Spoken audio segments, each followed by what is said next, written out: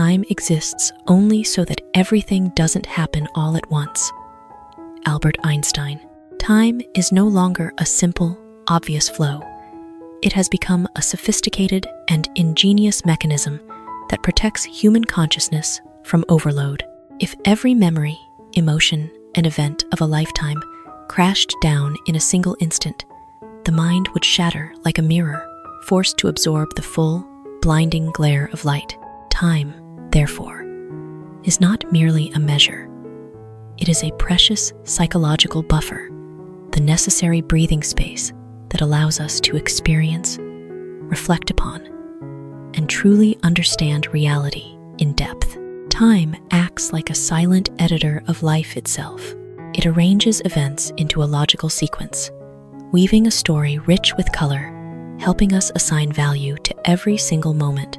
Without that order, life would cease to be a meaningful journey and would become nothing more than an incomprehensible tangle of chaos. Only because there is a before and after, a clear cause and effect, can human beings learn, grow, and forge their own unique identity. Time is also a gentle medicine that heals. The most intense pain never fully disappears, yet it is diluted day by day through new experiences and the passage of months and years. The distance created by time forms a soft, mysterious haze that blurs the sharp edges of memory, allowing us to look back without being drowned once more in despair. At the same time, it opens space for hope to take root, because if everything happened at once, there would be no room left for anticipation, nor any meaning for the future that lies ahead. Time is like a mysterious river, not meant to sweep everything away, but to separate each event with delicate precision.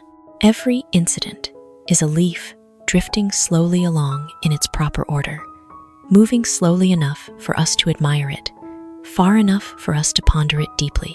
And within that current, human beings do not merely exist. They truly come to understand that they are alive. Time is not a barrier. It is the essential condition that makes experience possible at all. It does not steal life away, rather, it is what gives life its clear shapes and vibrant vitality. Resentment is like drinking poison and then hoping it will kill your enemy. Nelson Mandela. Resentment does not explode like sudden rage. Instead, it smolders quietly, seeping like a slow poison through the bloodstream, eroding inner peace day after day. We think we are holding on to pain in order to demand justice. Yet, in truth, we are locking ourselves inside an invisible prison where negative memories play on an endless loop. Resentment is a twisted form of attachment. We cannot let go of the one who hurt us, so we unconsciously keep them close through dark emotions. The irony is that the tighter we cling, the more power we hand over to them to control our lives. The person who caused the harm may have long since left, but inside our inner world, they remain a ghost that keeps reopening the wound. It is like sipping from a cup of poison every day in the hope that your enemy will fall, yet the one growing weaker is you. Resentment works exactly that way. It turns inward, gnaws at the spirit, distorts perception, and leaves the soul heavy and dark. Letting go of resentment is not about offering forgiveness in the usual moral sense. It is an act of self-rescue. It is the moment we realize we no longer need to keep drinking that toxic brew. When we release it, we do so not because the other person deserves it, but because we ourselves deserve peace. And in that peace, we reclaim mastery over our own life, light, clear, and free. People are not lazy. They simply have weak goals. That is, goals that do not inspire them. Tony Robbins. Laziness on the surface looks like stagnation, but deep inside, it is often a sign of a broken connection between action and meaning. When a goal lacks the power to stir the soul, it becomes dull and lifeless, and the mind, which craves meaning, simply withdraws. Human beings are not born to procrastinate. They are born to be captivated. When a goal strikes the right emotional chord, it ignites like a flame, making action feel effortless and natural. Conversely, goals borrowed from social expectations or the fear of judgment feel like a rope dragging us along, turning every step into a burden. In those moments, laziness is actually the mind's self-defense mechanism against things that do not truly belong to us. Two people climbing the same mountain. One is forced, counting every step in exhaustion. The other is enchanted by the summit and the view ahead. They perform the same action, yet their experiences are worlds apart. The second person needs no harsh discipline. Pure desire has already become the driving force. Lasting motivation always springs from personal meaning. When a goal reflects the deepest values within us, it creates an inner pull far stronger than any external pressure. So instead of blaming yourself for being lazy, ask, is this goal truly mine? Once you find a goal big enough, real enough, and vivid enough, you will be swept along like a boat in a strong wind, and laziness will vanish, because it never truly existed in the first place. Everything should be made as simple as possible, but not simpler. Albert Einstein. People are often pulled toward two extremes, either complicating everything to hide their lack of understanding or oversimplifying to the point of losing the essence. True simplicity is not arbitrary cutting. It is the result of profound insight, the process of peeling away layer after layer of complexity until only the irreplaceable core remains. Pursuing simplicity is a journey of confronting truth itself. It demands a sharp mind that can distinguish essence from noise. An idea presented simply is not shallow. It means the presenter has navigated the maze of complexity and returned with a clear map. Oversimplification, on the other hand, is like tearing away crucial details, distorting reality in the process. Like a sculptor standing before a raw block of stone, carving just enough to reveal the form is the art of refinement. But if you keep removing until the structure collapses, the work is ruined. Wisdom lies in knowing exactly when to stop. In everyday life, this principle appears in the way we think, decide, and act. The best solution is not the one that looks simplest on the surface, but the perfect balance between clarity and completeness. Genuine simplicity is not the starting point, but the destination of understanding, a sign that the mind has passed through complexity without getting trapped, humble enough to discard the superfluous, and honest enough to keep what is essential. Talent is cheaper than table salt. What separates the talented from the successful is hard work and relentless effort. Stephen King. Talent, what many consider a rare gift, is actually as common as scattered table salt. It is everywhere, yet it alone cannot create a memorable feast. What truly distinguishes the talented from the successful is not innate ability, but a psychological endurance as persistent as water wearing down stone. Talent often creates a false sense of security, making people believe they are enough and can simply wait for opportunity without sacrifice. Yet that very belief lulls the will to sleep. Hard work, by contrast, is an active state in which people continually confront and surpass their own limits. Two seeds. One lies in rich soil but refuses to sprout. The other must push through dry, cracked earth, enduring sun and wind to reach the light. Only the second seed creates fierce vitality. Success is not about what you have, but what you do with what you have. Sustained effort is the ability to delay reward and master yourself. Successful people are not those who never grow tired. They are the ones who keep walking, even when exhaustion has become part of their body. If talent is the spark, then diligence is the fuel. The brightest spark will die without nourishment, but with abundant fuel, even the smallest flame can illuminate an entire lifetime. Not everything that can be counted counts, and not everything that counts can be counted. Albert Einstein. We live in a world of numbers, scores, money, achievements, likes. Numbers give us the illusion of control, as though we have finally grasped reality. But that is only an illusion, a simplified version of the truth.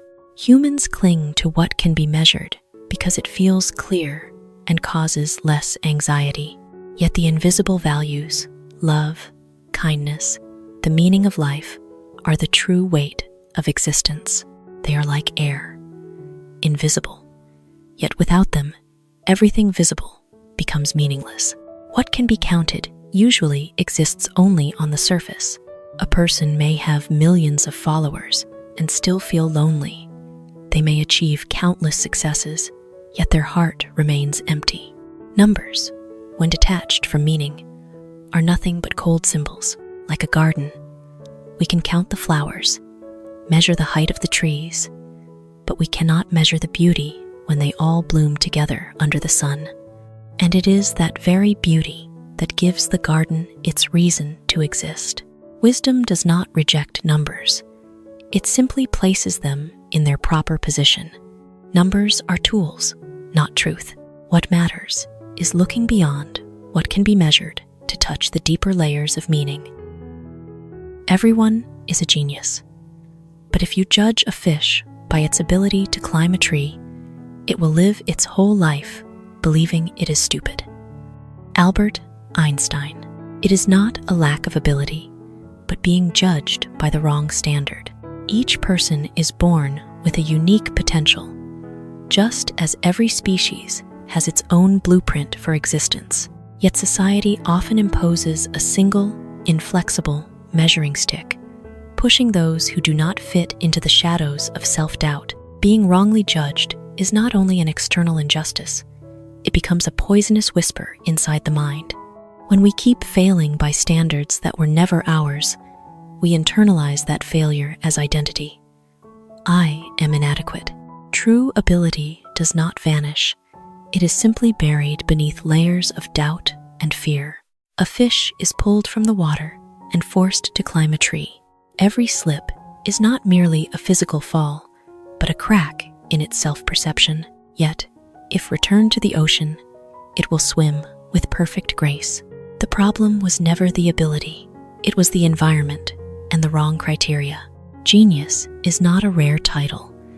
It is the state that occurs when a person is placed in the right setting where ability and context flow together perfectly. In that place, effort is no longer a burden, but the natural expression of one's true nature. The important thing is to find your own ocean. Once you do, you will not need to prove you are a genius. You simply live as your authentic self, and excellence will shine naturally.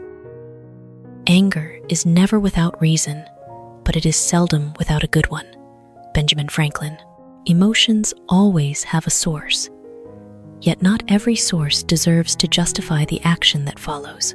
Outward rage may seem like an immediate reaction, but deep down, it is often only the visible tip of a psychological iceberg, accumulated old wounds, unmet expectations, and forgotten needs. No burst of anger appears without cause. It is always triggered when something touches a sensitive spot deep inside. The danger lies in confusing the trigger with the real target. We lash out at the person in front of us, yet we are actually reacting to a wound from the past, like a cracked jar being filled, drop by drop. Each individual drop seems insignificant, but eventually, even the smallest one can make the jar explode. Outsiders see only the final drop and call the reaction excessive. But for the person inside, it is the culmination of everything that built up before. Anger is a signal, not the truth. It warns that something inside is disturbed, but it does not tell us the right way to respond. When we learn to listen to anger as a message instead of an order, we are no longer controlled by it. In the quiet space between feeling and action, reason finally has room to breathe, to understand, and to choose a more worthy response. A stumble of the foot can easily be healed, but a stumble of the tongue may never be forgiven. Benjamin Franklin. The body can heal its own wounds, yet words possess a power that lingers long in human memory. A physical fall leaves only a fleeting scrape. A careless word spoken in anger can become a deep carving in someone else's heart, one that time struggles to erase. Words are not mere passing sounds. They are direct reflections of our inner world. When they burst out without passing through conscious filters, they carry the roughest parts of the self, arrogance, hurt, or insecurity. The listener receives not only the content, but also the energy behind it. Words are like arrows. Once they leave the bowstring, they cannot be called back. No matter how sincerely we apologize or explain, the arrow has already left its mark. And the pain lies not only in the moment it strikes, but in the way that memory can replay again and again in the other person's mind.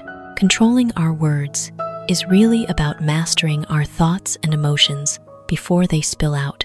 It is emotional intelligence, knowing that not every thought needs to be spoken, and not every truth needs to be delivered raw. Carefulness with language is not weakness. It is the mark of a mind that has been trained and refined, because physical wounds need time to heal, but wounds from words are created in a single instant and may take a lifetime to mend. A house cannot be called a home if it lacks food and warmth for both body and soul. Benjamin Franklin. The physical space is only the outer shell. A true home is a psychological state nurtured from within. A house may be filled with every comfort, yet without the warmth of care and sharing, it remains a soulless structure. Somewhere people stay, but never truly belong. At the most basic level, food and fire symbolize life itself, nourishing the body and driving away the cold. On a deeper level, they represent care, connection, and emotional safety. A meal is not merely nutrition, it is a moment of connection. A fire is not only for heating the room, it kindles the feeling of being protected. People are hungry not only for food, but also for affection. Even in a materially perfect house, without gentle words, understanding glances, or sincere presence, an inner emptiness remains cold and hollow. Two houses, one simple, yet filled with laughter and togetherness. The other, luxurious, yet silent, with loneliness. The first house has fire, an invisible energy that keeps everyone close. The second, no matter how perfect in appearance, is still only a place to take shelter. A home is where the need to belong and to be loved is met. It is not born from material things, but built through small, daily acts, meals prepared with care, conversations that truly listen, presence without judgment. For a house to become a home, it needs a fire that warms not only the room, but the people themselves. A flame that makes us, no matter where we wander, always long to return.